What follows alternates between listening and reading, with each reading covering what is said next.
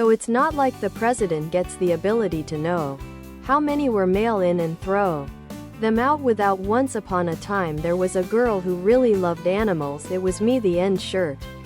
The biggest fear I have is that he'll announce that he's accepting victory on the 3rd if he's in the lead by the end of the night.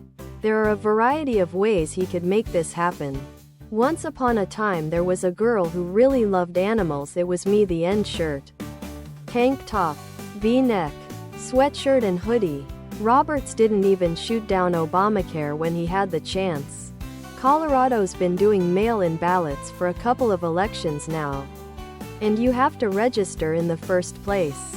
They're professional about it. I feel like the rest of the US could learn from CO. Yeah, tell the big. Once upon a time there was a girl who really loved animals. It was me. The end. Shirt. Don't care if they're a private company.